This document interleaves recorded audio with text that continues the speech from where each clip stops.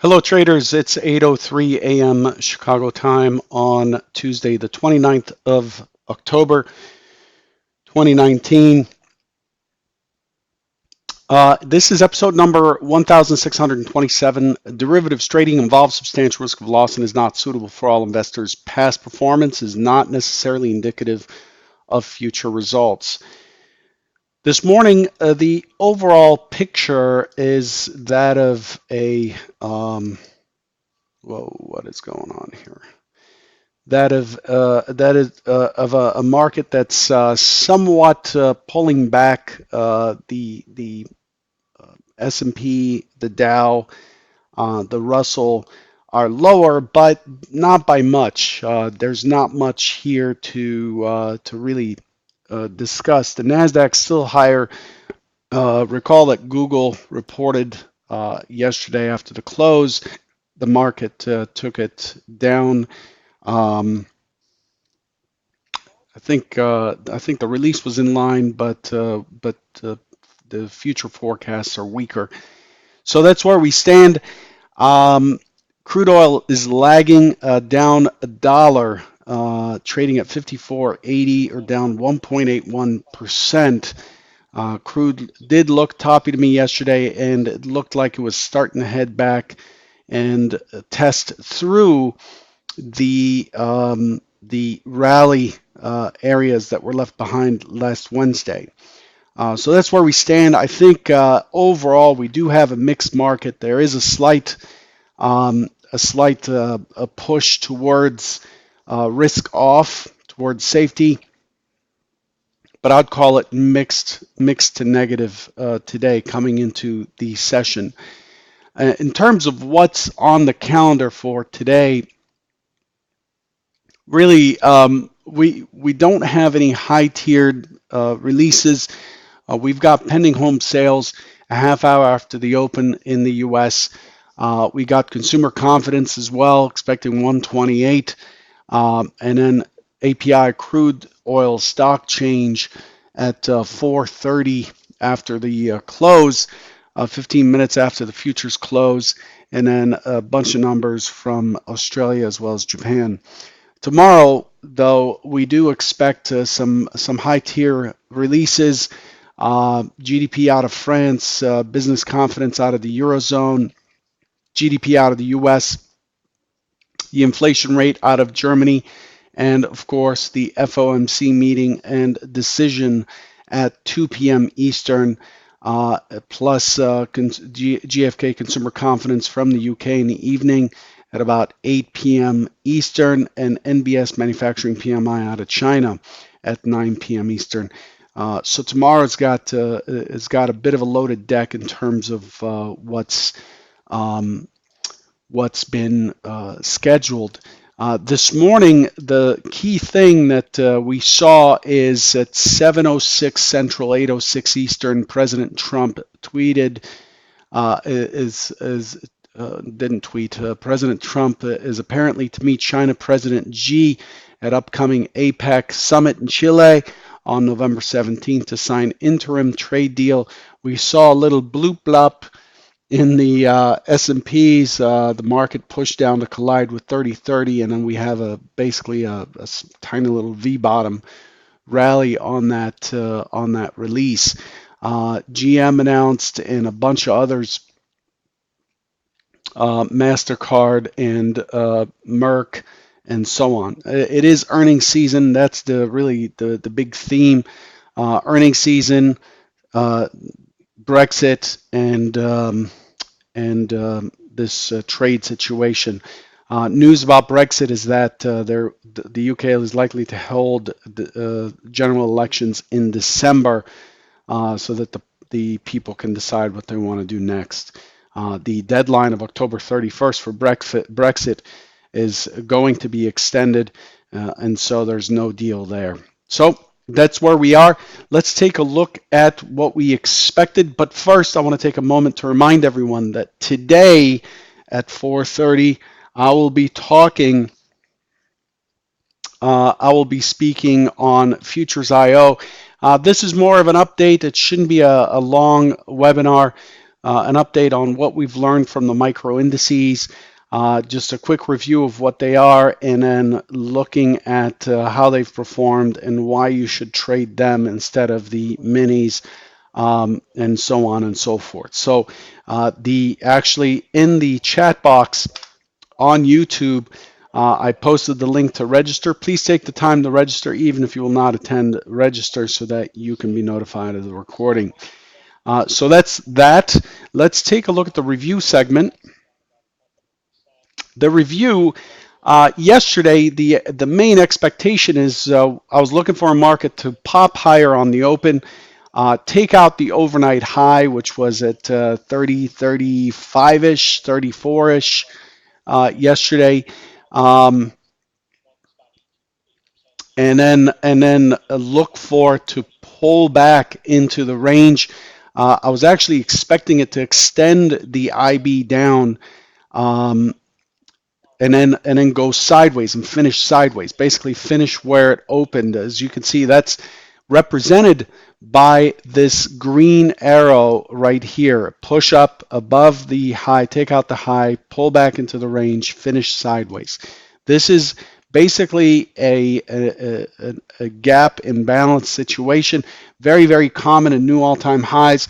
It's also quite common that once we get a gap and balance situation, that we get a rotation down and a reversion back. And for that, we've got to keep an eye on 3014, 3015. Really important down there, really important test area.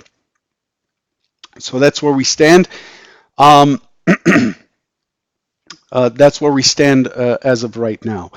Also, just a quick reminder that even though I'm quoting U.S. time, Europe has already switched to daylight saving time. The difference between New York and London is now 4 hours instead of 5 hours. Um, and Chicago to London is 5 hours instead of 6 hours. So just account for that for attending the Trader Bite for the closes, for the opens, and so on. I'm sure you recognize that from yesterday. So that was the secondary, the first idea. It pretty much worked out. Didn't extend lower as much as I would have liked to see. Here's what it looked like. I'll show you it on the tick chart. Really brutal. Once we opened up and we pushed through pretty strong, actually, on a really strong rotation, pretty strong delta. Immediately we could see from the open that we do not want to get short. It looked like a gap and go situation, looked like another potential open drive. So no pushing to the short side, and then it just kind of went sideways. We just had a quick blurb up, and then it just formed a box, broke the box higher, comes right back in, and then from there it is just really weak. It never made it back to the open. So if I was to draw yesterday's expectation, not that it matters, it would be a push higher, continuation, break lower below the open, consolidate, continuation, come back in, and finish near the open. Yesterday we did finish near the open. We finished at 36. The open is at 33 and a quarter. We left a gap behind. We left a gap below us. And that's what we've done. We've just sat sideways. Look at this profile. It is very much a balancing profile, very Gaussian in nature. Nice belly on it. The value area is valid. It's only 3 points wide, though. There's quite a bit of compression there. The volume yesterday was 836, which is light-ish, but really it isn't light for this kind of environment where we rally, and there aren't many reasons for investors to change their positioning and add to the volume. So, but overall, we do have pretty good consolidation from yesterday, and the question becomes, with this gap run balance, when does the imbalance come? Which way is the imbalance likely to be? My expectation is because we've got multiple gaps beneath us, statistically speaking, it gets harder and harder for the market to create gaps and run, gaps and run, gaps and run. It generally reverts back, and it makes sense because it runs away so quickly that it doesn't entice participants to step in, and they've missed the move. There are no pullbacks, so they just sit there. And that's what's expected is that I'm expecting it to test the 30-30 again. 30-30 is the gap zone mid. From yesterday, we went to 29.50 on the overnight low. So we went through it by a couple ticks, but I'm looking for to test back up and then continue lower. So we'll see if there's any profit taking. Remember, we're at all-time highs here in the ES. In terms of what it did overnight, a very straightforward, straightforward session. We did retest the closing swing. Could not find any buyers to take it above and hold it, so it started to roll over and push lower. Currently, the overnight session is below mid, below VWAP, and right at the point of control on a double distribution profile at 30.36. So this area that we're about to open in is very cluttered and clustered. It's one side is likely to be wrong. I'm likely to find I'm likely to get, not find, that's a very poor choice of words. I'm likely to get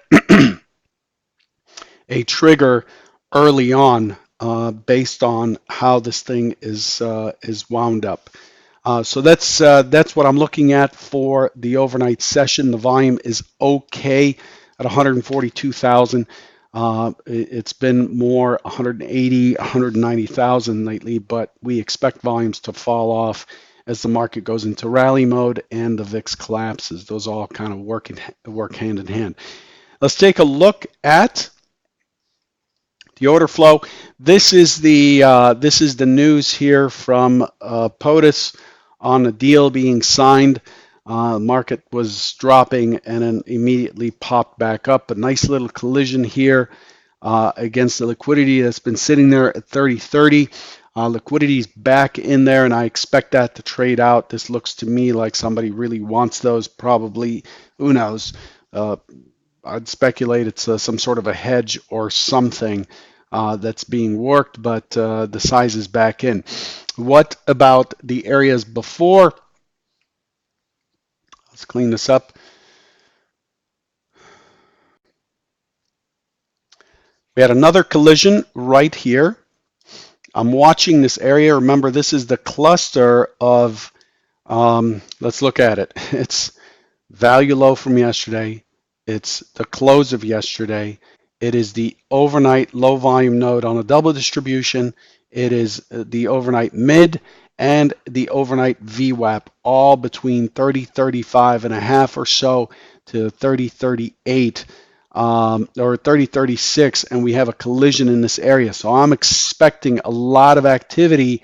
If it tests in this area here, I'm expecting a lot of activity, a lot of attempts by both sides. I think it's going to draw in a lot of participants, probably including myself, to see if we can catch the test and a continuation.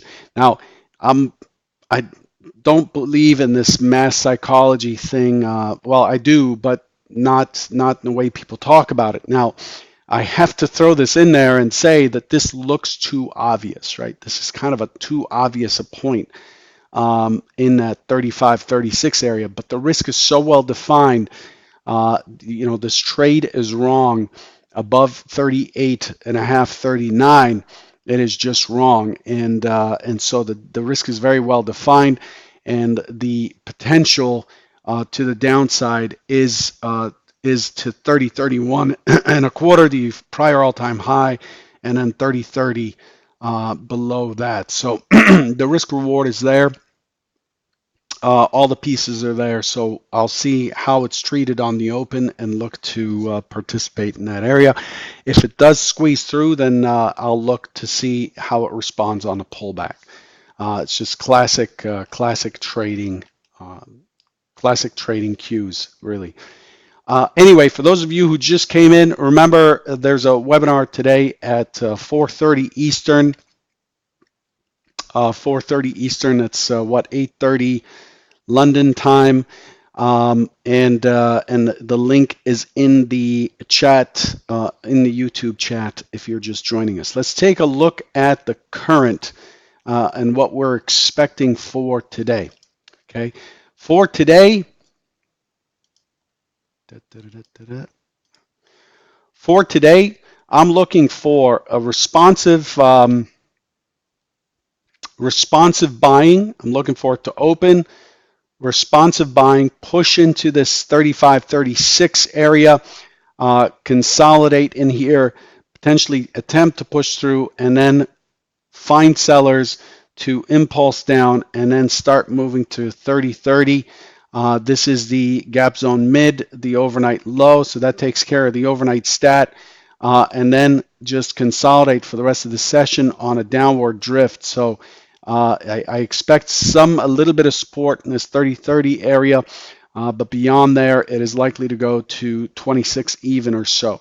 That's what I'm looking for on scenario one. The caveat with scenario one, it is just too pretty. It's too pretty. The setup is too perfect, but it is a setup, and I'm not going to sit here and pick off which ones I will take and which ones I will not. So we'll see how that works. Secondary open auction in range, an immediate drift down. In that situation, I'm looking for to push into the 30-30, consolidate, make an attempt higher, higher low, and then squeeze into that 30-36 area for a gap close, consolidate a little bit, and then start to really squeeze those those late shorts back into 30-39 for a consolidation back into yesterday's range. That's the secondary. Okay. The tertiary, because of the gaps beneath us, open, test, drive down. So scenario three would be an open test up and a drive down, which I would really like if it just gives us a little bit of opportunity to hop on. I'd really like to see that.